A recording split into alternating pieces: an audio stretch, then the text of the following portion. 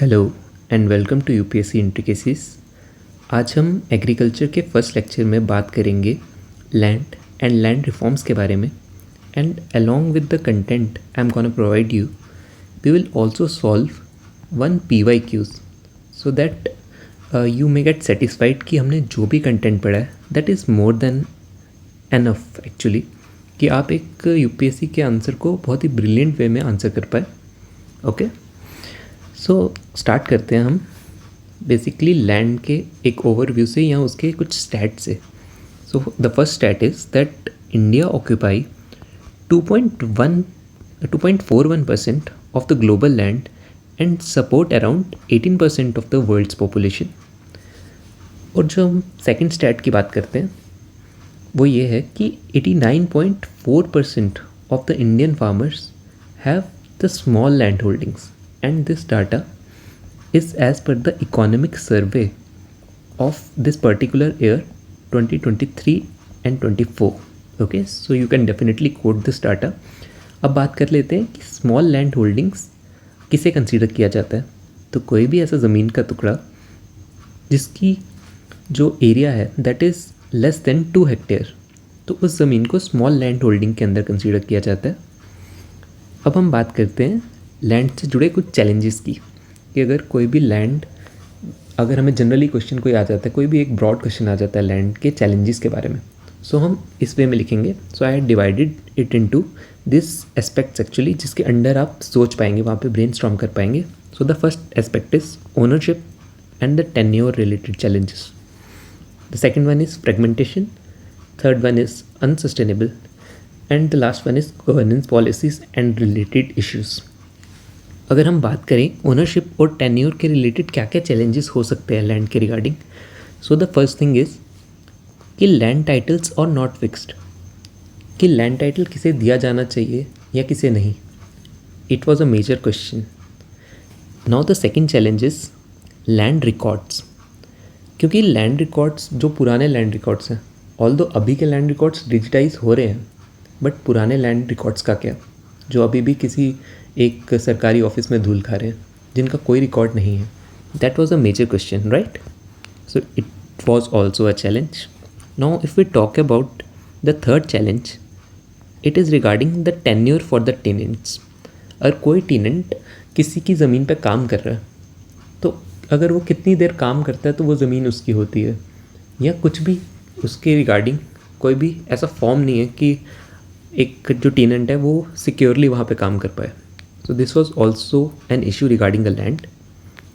अगर हम बात करते हैं फ्रेगमेंटेशन की, जैसे हमने अर्लियर यहाँ पे देखा था कि 89.4% of the Indian population have only small land holding.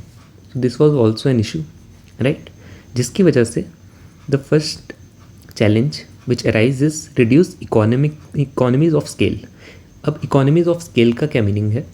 इसका बहुत ही सिंपलर मीनिंग है कि जो भी आप इनपुट दे रहे हैं, राइट, कुछ भी, फॉर एग्जांपल कुछ इरिगेशन के लिए आपने कुछ मैकेनाइजेशन कर ली, राइट, लेकिन उसका आउटपुट इतना नहीं मिल रहा। इनपुट ज़्यादा लग रहा है बट आउटपुट कम मिल रहा है। So that means economic of scale got reduced, right? Another thing is mechanization का इशू। हम बोलते तो हैं कि with the modern time we also need to modernize our agriculture, but due to the small land holding, due to the fragmented land pieces in the farmers or in the villages, तो mechanization जो होती है it will not flourish in those areas. अब बात करते हैं unsustainable चीज़ों की। अब अनसस्टेनेबल में मैंने जो चीज़ें रखी हैं, जो कि चैलेंजेस एक्चुअली लैंड के एक ब्रॉड चैलेंजेस, वो है कि लैंड्स आर लेस फर्टाइल, क्योंकि हम over use of pesticide, over use of fertiliser कर रहे हैं, right? It is a bone of contention. Now the another thing is also fertile land sold to the urbans, यानी urbanisation हो रही है, तो जो गांव की ज़मीन है वो शहर के लोग ले रहे हैं। और अगर कोई भी शहर के लोग या कैपिटलिस्ट माइंड के लोग अगर कभी भी गांव में जगह ले रहे हैं, किसी विलेज में जगह ले रहे हैं, तो ऑब्वियसली वो वहाँ पे एग्रीकल्चर तो नहीं करेंगे, वो वहाँ पे उसे कॉन्क्रीटाइजेशन वहाँ की उस एरिया की कर देंगे, जिसकी वजह से एग्रीकल्चर कहीं ना कहीं कम होगा, right? It is again an issue. ये इसके बारे में हमने पहले से थोड़ी बात करी है, that over use of fertiliser and the last thing is environment degradation. और अगर हम गवर्नेंस पॉलिसीज़ की बात करें, इट इज़ जनरली स्क्यूड, क्योंकि लैंड के रिगार्डिंग एक कहीं ना कहीं गवर्नेंस वैक्यूम आ जाता है, क्योंकि एक बहुत ही कॉम्प्लेक्स प्रोसेस है। अगर आपने कभी ज़मीन की रजिस्ट्री करवाई हो, so you will came to know कि it is a very cumbersome process. बहुत जगह से आपको साइन करवाने पड़ते हैं, बहुत जगह आपको जाके, maybe sometimes you need to bribe someone, although it is not good, but it's a harsh reality, right? Now if we talk about the way forward for these challenges, so again I had made this acronym for you all. The acronym is LAND. Again ठीक है, अगर land के challenges तो देख लिए, अगर land का कुछ वे फॉरवर्ड आता है लैंड रिगार्डिंग क्वेश्चन का, तो उसके वे फॉरवर्ड में हम लैंड ही लिखेंगे। अब बात करते हैं कि इसमें लैंड में हम लिख क्या कह सकते हैं।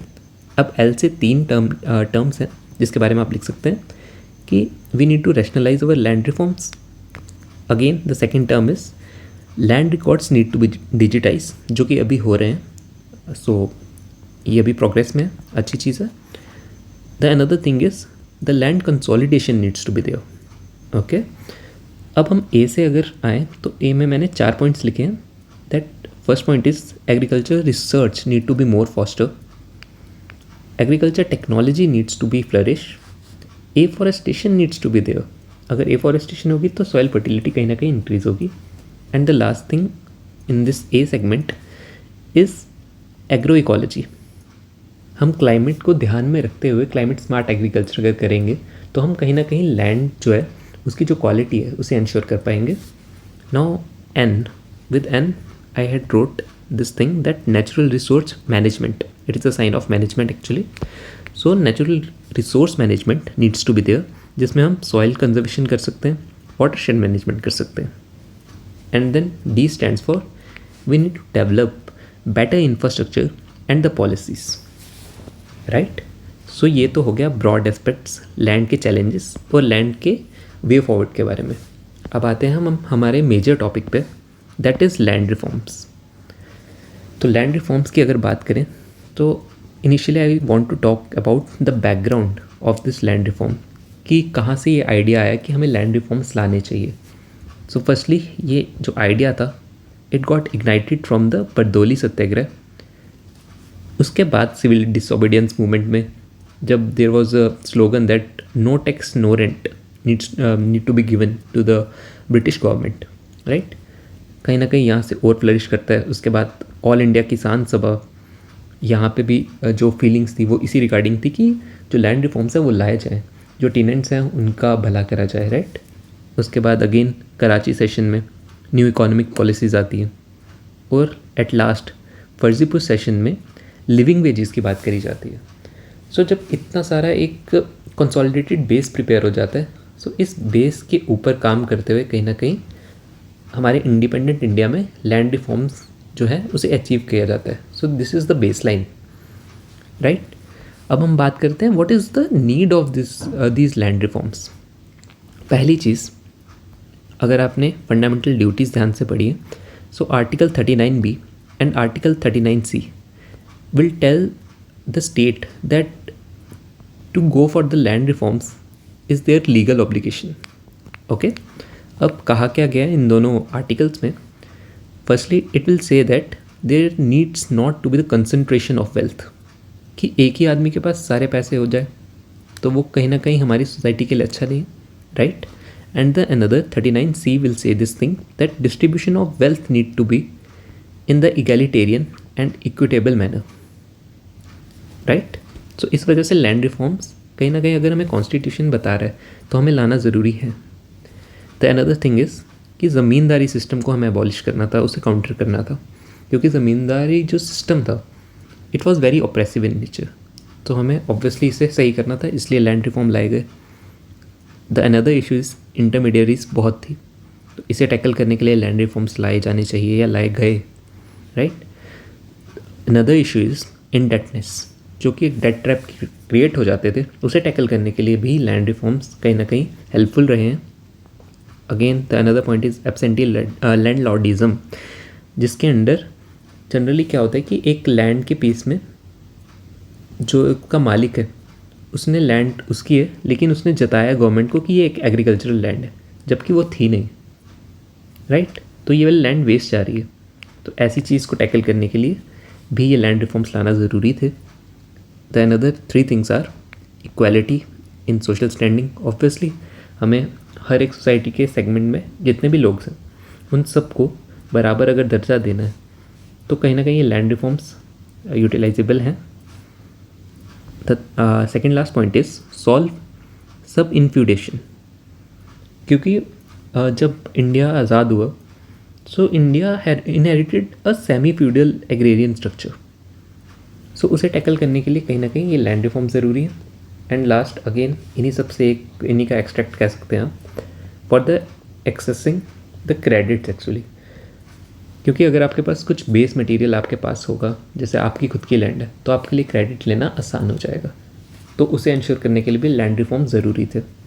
अब हम बात करते हैं हमारे फर्स्ट लैंड रिफॉर्म के बारे में, दैट इज़ ज़मींदारी एबोलिशन रिफॉर्म, या कई बुक्स में इन्हें एबोलिशन ऑफ इंटरमीडियरीज रिफॉर्म भी कहा जाता है। सो हम फर्स्टली इस पर बात करते हैं।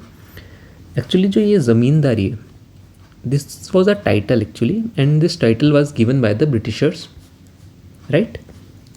इसके बाद लेकिन आज़ादी के बाद जब कॉन्स्टिट्यूशन फॉर्मुलेट हुआ हमारा, उसके बाद वहाँ पर आर्टिकल 18 में there was a clear saying that all the titles got abolished, right. तो ऑब्वियसली अगर हमें इसे हटाना है सब टाइटल्स को, तो ज़मींदारी सिस्टम को हटाना ज़रूरी है, राइट। अगर हम ज़मींदारी सिस्टम को एबॉलिश कर रहे हैं, एंड नॉट इवन ज़मींदारी, हम ज़मींदारी के साथ और भी जो सिस्टम थे, अगर आपने मॉडर्न हिस्ट्री पढ़ी है तो यू हैव दिस नॉलेज कि there was 3 types of land systems, right. First one is obviously zamindari, the another 2 are mahalwari, right, and ryotwari system.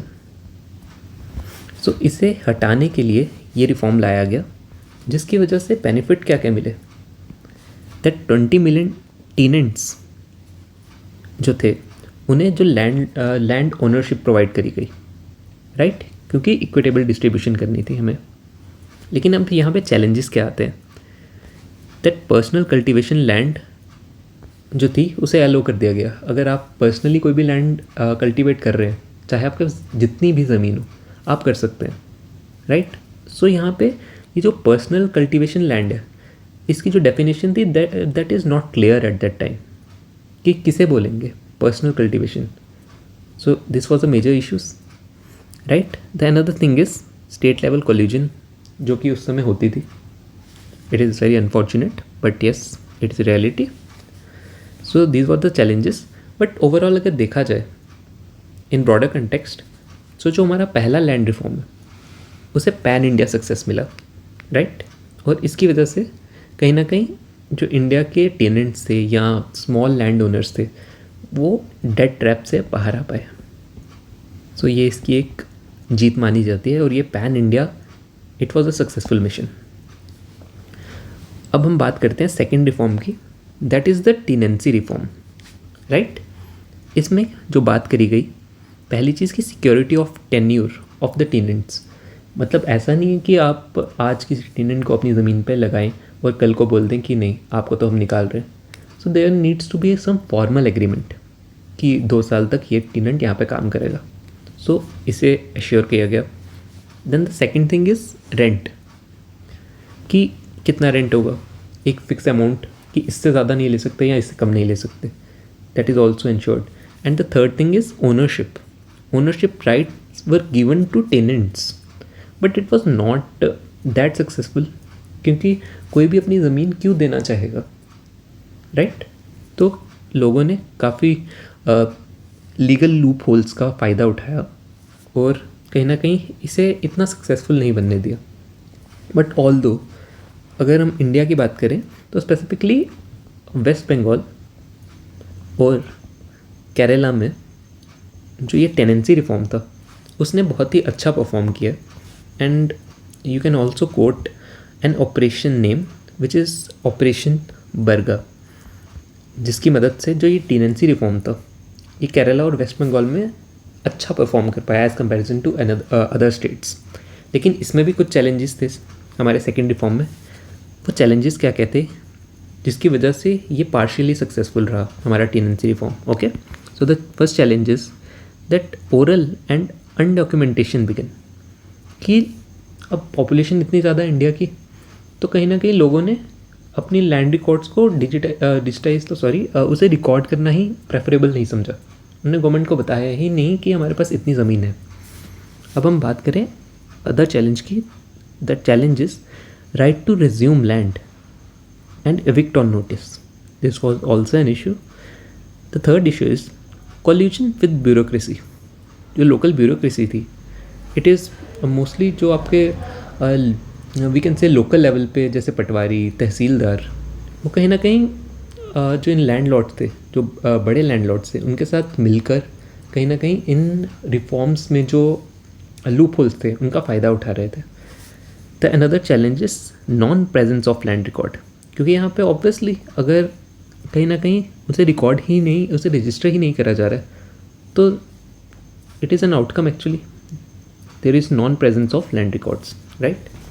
अब हम बात करते हैं हमारे थर्ड रिफॉर्म की, that is land ceiling reform, कि एक लिमिट लगा दी गई कि इससे ज़्यादा लैंड एक पर्सन के पास नहीं हो सकती, राइट। तो अब इस लिमिट तो लगा दी, लेकिन ऑब्वियसली यहाँ पे कुछ इश्यूज़ आने वाले हैं कि हम ऐसे ही तो किसी की लैंड पे ये नहीं बोल सकते ना कि अब आपके पास जैसे अगर 10 बीघा ज़मीन है और मैं आपको एज अ गवर्नमेंट आज कह दूँ कि नहीं आप 2 बीघा ही रख सकते हैं, तो दिस इज़ अनफेयर। ओके, तो हम इश्यूज़ की बात कर लेते हैं। दैट फर्स्टली इनिशियली जो राइट टू प्रॉपर्टी था वो हमारे फंडामेंटल राइट्स में कंसीडर होता था, तो this was the major issue then.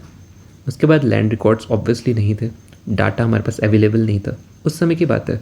सो ये जो इश्यूज डिस्कस हो रहे हैं ये भी उस ही समय के हो रहे हैं। सो इसलिए जो हम अगली चीज़ देखते हैं that is the federal issues. अब फेडरल इश्यूज़ कैसे, क्योंकि अगर लैंड एक्विजिशन की बात करें वो की जाती है सेंटर के द्वारा, राइट, लेकिन land itself is a state subject, तो कहीं ना कहीं फेडरल इशू क्रिएट हो जाता है, राइट। उसके बाद अगर हम कुछ एग्जम्पशन की बात करें कि लैंड सीलिंग किस किस को इसमें से एग्जम्पशंस दी गई थी।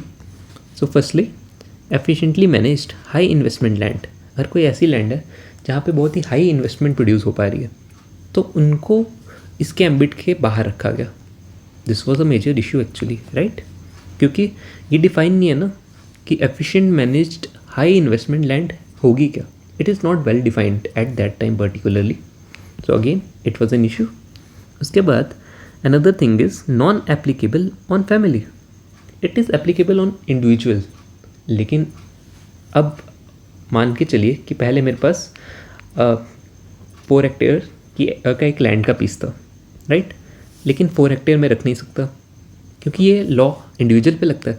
तो मैंने अपनी फैमिली में 4 हिस्सों में ये बांट दिया, सबके पास 1-1 हेक्टेयर हो गया। अब गवर्नमेंट कुछ नहीं कर पा रही क्योंकि this reform is non applicable on family, so कहीं ना कहीं एक लूप होल है, right. The another thing is non applicability of the cooperatives, जो कोऑपरेटिव्स थे वो कहीं ना कहीं काम नहीं कर पा रहे, और जो कोऑपरेटिव्स की फंक्शनैलिटी है that is also very lowered. अब हम बात करते हैं, ये 3 तो मेजर जो लैंड रिफॉर्म्स थे उस समय के। अब हम बात करते हैं कुछ मॉडर्न डे रिफॉर्म्स के बारे में। So there was 2 reforms actually major अगर हम कहें। So the first one is consolidation of land into cooperatives, right, consolidation of land into cooperatives, right. और जो ये वाला कोऑपरेटिव मॉडल था ना, ये मेजरली सक्सेसफुल रहा है हरियाणा और पंजाब में, राइट। ये हो गया हमारा पहला रिफॉर्म। उसके बाद जो अनदर मेजर रिफॉर्म जो कि अभी हाल ही के पिछले कुछ सालों में ज़्यादा फ्लरिश करा है, that one is digitization, right, digitization of land records. Okay, so these were the major modern day reforms. Yeah, in reforms को we can also consider what the second generational land reforms. Got it? So अब बात करते हैं कि issues क्या रहे. अब अगर हमें मेजरली, क्योंकि एक लैंड रिफॉर्म का इशू पूछ लिया जाए यूपीएससी द्वारा, it is not very valid. बल्कि वो आपसे ओवरऑल लैंड रिफॉर्म के बारे में पूछ सकते हैं कि ओवरऑल क्या क्या इश्यूज़ थे.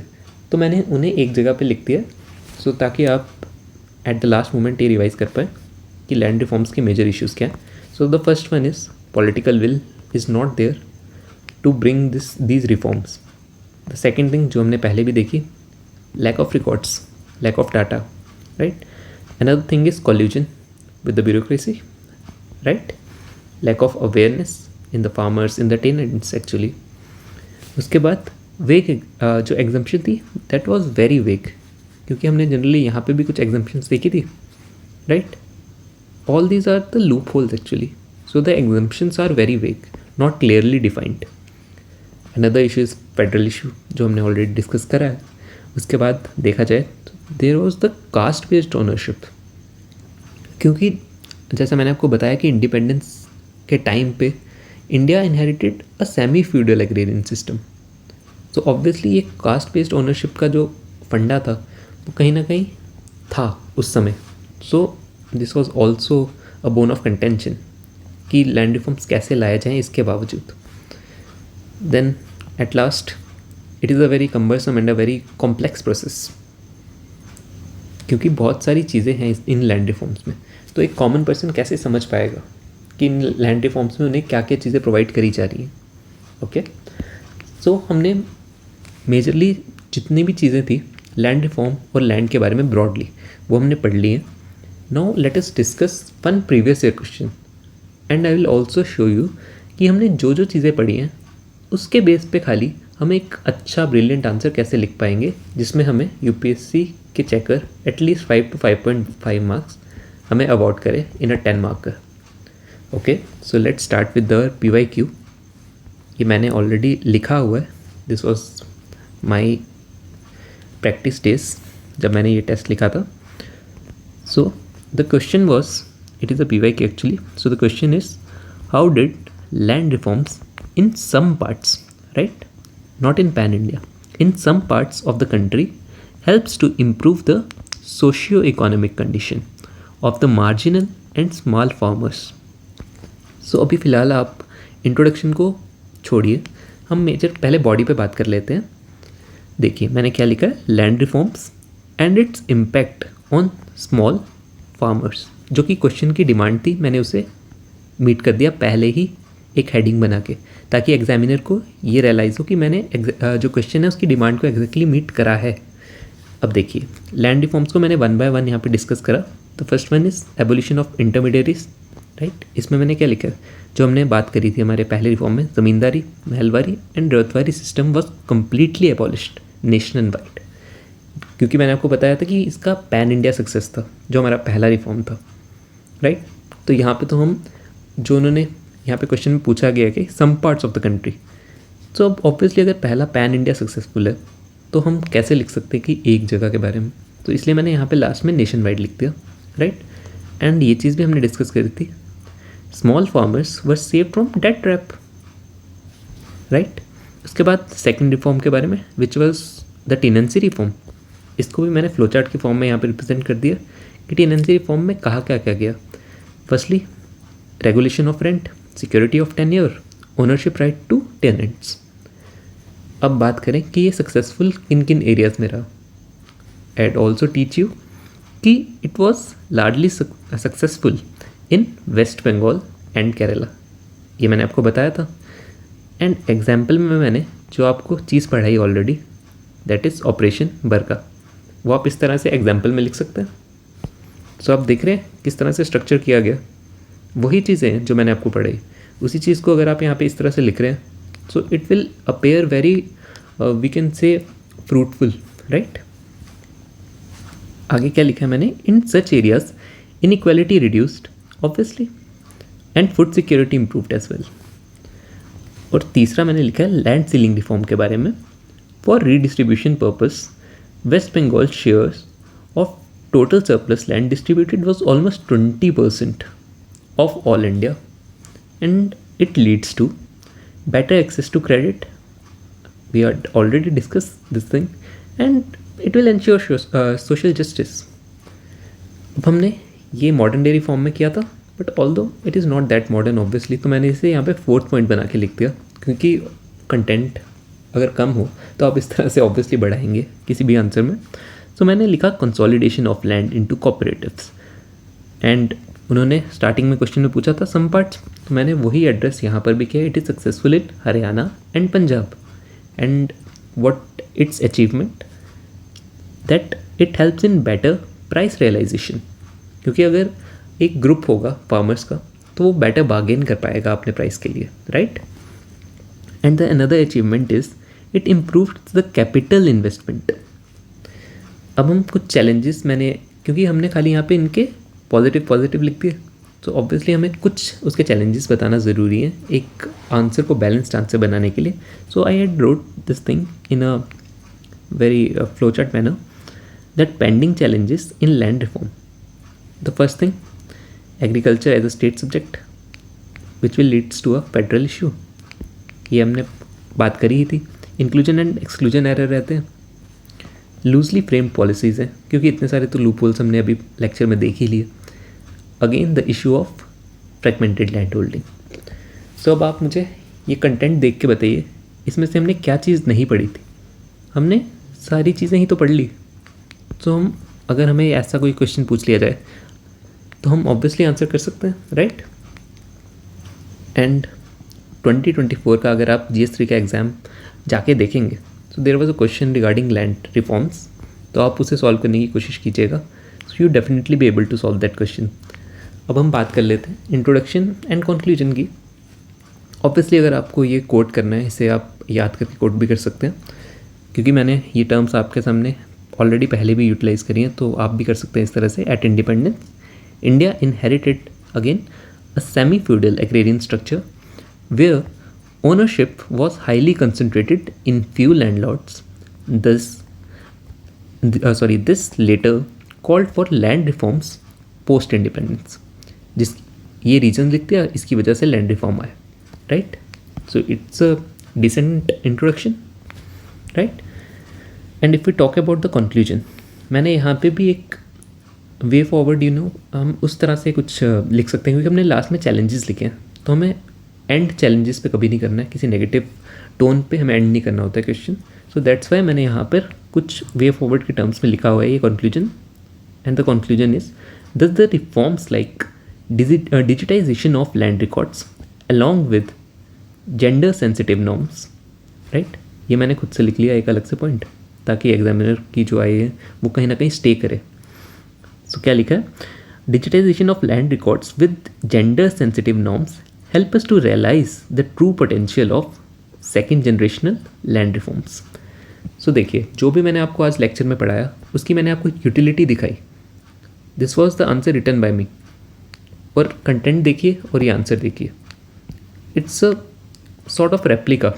कहीं ना कहीं उसे कंसोलिडेट करके मैंने यहाँ पे लिख दिया. और अगर आप ये आंसर किसी को भी चेक कराएंगे, सो कोई भी एग्जामिनर इसे 5 to 5.5 मार्क्स ऑब्वियसली दे देगा इजीली, राइट. सो इस तरह से आई होप कि आपको इस लेक्चर में मज़ा आया होगा and all your queries get solved, और आपको आई होप कि अब लैंड और लैंड रिफॉर्म्स दोबारा ना पढ़ना पड़े. So thank you very much for your patient listening. जो भी लास्ट तक इस क्वेश्चन तक पहुँचे, so I hope it will help you in your examination. So thank you very much and have a wonderful day.